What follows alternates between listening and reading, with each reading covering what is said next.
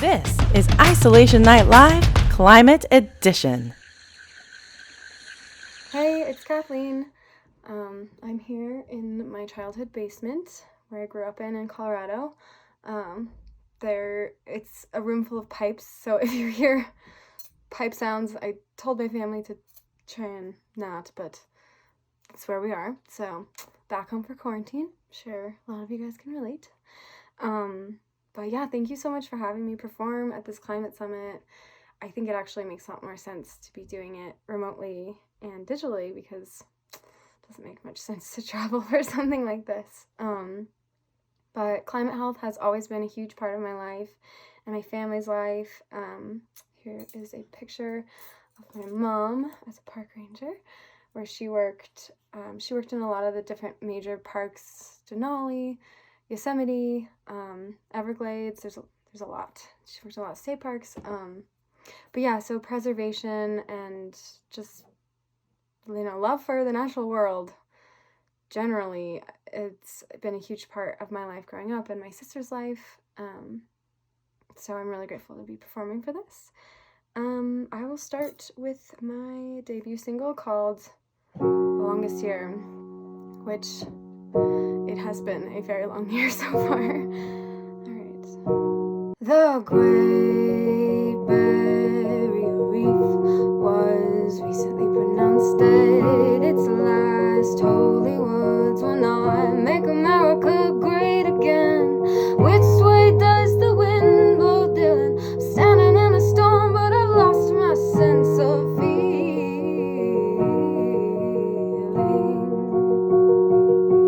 ideas climb out of bed and promise that they'll fix it. I look at you, you look at me, and we excitedly agree that one day we're sure gonna change it. Something comes up and we all fall back asleep.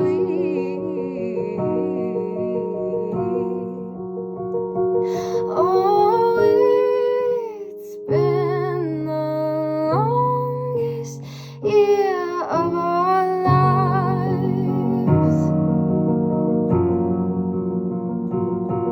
I close my eyes and relive every moment.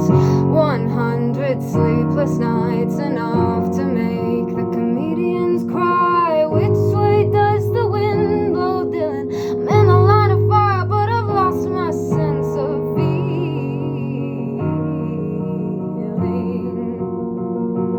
Oh, it's been the longest year. It's been the longest year. It's been the longest year of our lives.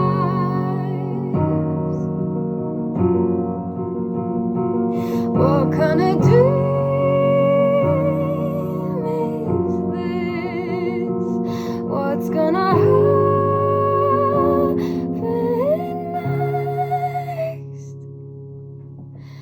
Every other day we break another record. How many more till there's nothing left? Oh, here we go again into another longest year. Told you about those pipes. Yeah, we were just surrounded by waterways. Fingers crossed.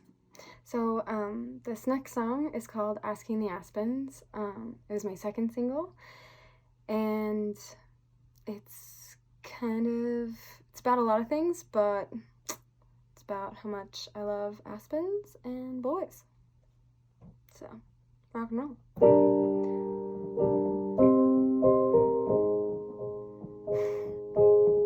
It's not more than that, but There were times in the middle when I held you between my thoughts, like when you burned all your paintings in the backyard, couldn't be stopped. Or how you hammered up a ladder to summit the roof and Dean held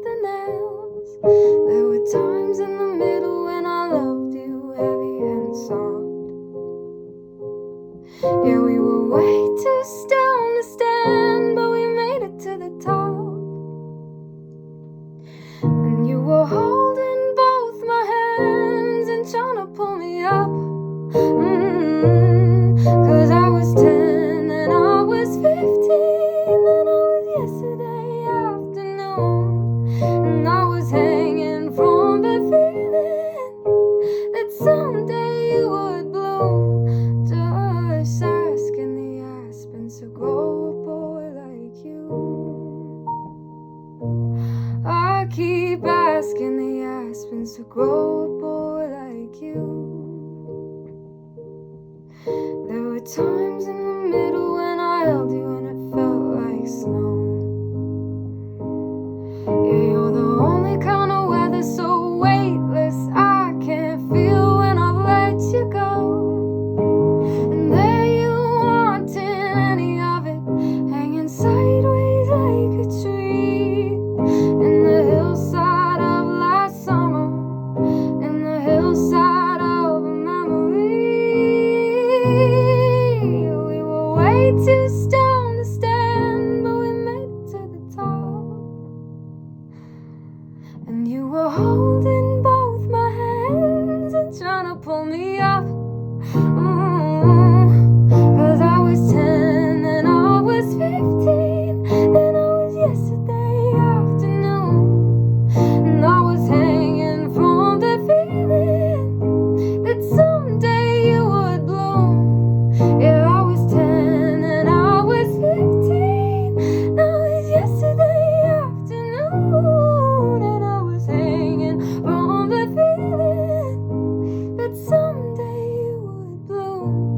Just asking the aspens to grow a boy like you. I keep asking the aspens to grow a boy like you.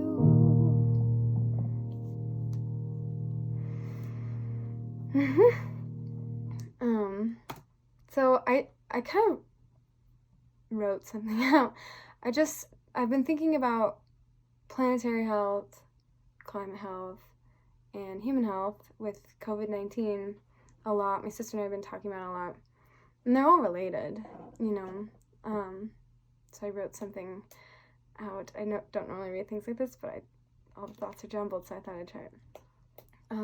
If one part of the body was taking all the resources from the rest of the body, if the heart was hoarding the blood, or the lungs were only oxygenating themselves, then the body would be sick. That's what we're doing right now to our planet. We cut down trees to wipe our asses. We slaughter animals for chicken nuggets. We extract oil, planetary memory, to make a Starbucks cup. And this has become normal and somehow logical. But the resources we've been stealing for selfish benefit and convenience all have their own very important roles in the planetary body, like a kidney that keeps the blood clean, or muscles that allow the body to stand. Without all of them functioning to their highest level, we have no body and we have no hope of life. In the Native American Code of Ethics, number 11 says, "Nature is not for us, it's part of us." I feel that so many of us have all but lost that understanding. Maybe that's why our mental health has been so bad, because huge amounts of people are suffering from insanely high levels of anxiety and depression, drug addiction, and school shootings. Yes, the guns are bad, but why are there still so many shooters? And now with COVID-19, the disastrous state of physical well-being is also being exposed, especially in marginalized and suppressed communities. The same way we've been mistreating our planet, we've been mistreating ourselves and each other. Planetary health and human health are inseparable. They're the same. And when a person is trying to regain health, they don't eat too much, they don't drink too much. You can't take too much. The healthiest thing to do is take what you need and nothing more. And anyways, I just have been thinking about that connection a lot and how it makes perfect sense.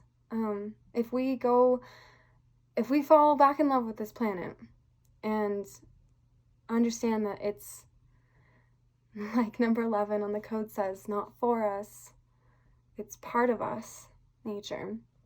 You know, I think from the inside out, we won't have to think about, you know, how we shop and how we buy. It'll be internalized in the philosophy of how we function. Like, those questions won't even come and play. Which kind of straw do I pick? You know, how am I going to get to this? How am I going to get to Bali? It's like, I'm not going to go to Bali. It's too far away. Maybe one day if I make a pilgrimage by foot, that'd be tight, but I'm not going to fly there for you can't anymore. But anyways, so this last song I'll close with is called Tropical Decor. It's kind of related to what I was just talking about, but it's actually more related to what recently happened with Ahmaud Arbery and the senseless murder and hate crime. I wrote it during a time similar to now, weirdly. I just moved to LA and was alone all the time, didn't have many friends, was just alone and stuck in my head and feeling really, waves of isolation. Some days you're great, you're like, this is awesome, I never need to see another person again, and then other days you're just in the pits. And then surrounding all those feelings, it was just a lot of current events, similar bad shootings and just hard stuff. But I wrote this song. It'll be on my second EP that will be coming out later this year, and it's called Tropical Decor. Thank you guys all for watching, and thank you for having me for this climate summit. It's maybe the most important thing we can be doing right now. Rock and roll.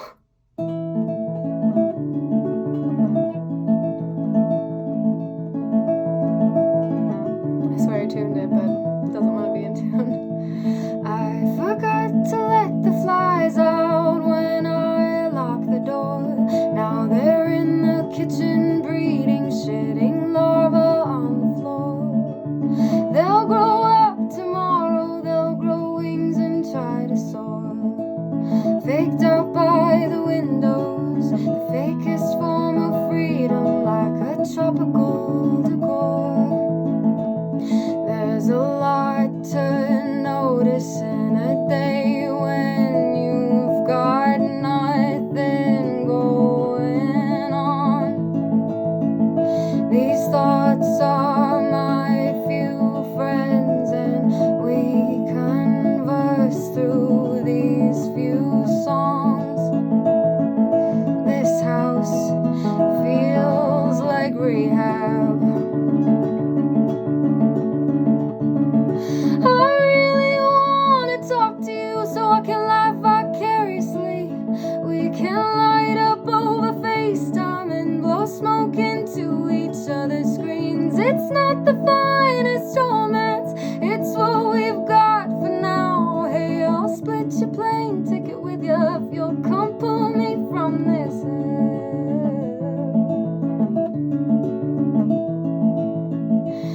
Yeah, I know you're really angry, and I'm really angry too. These people everywhere so fucking scared that all they do is shoot. You were right when you were saying how we misfired our fears.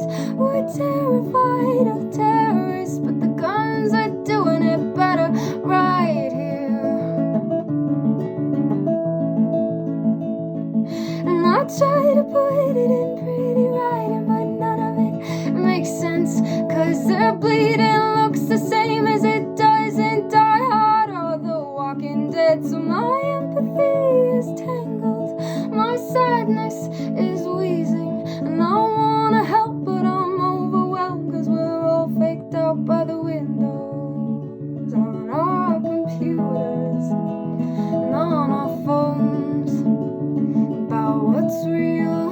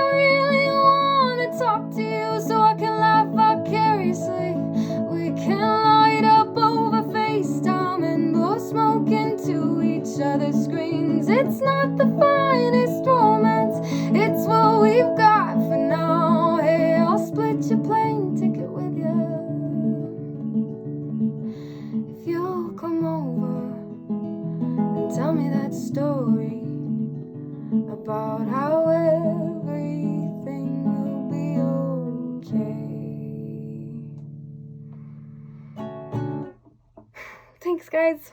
Also, there's a lot of hope in soil sciences. Lots of good shit there. My sister's studying it now, and there is really cool stuff. So if you're interested in soil, dive hard, because we need as many scientists as we can. Get on it. Anyways, goodbye. I'm Kathleen.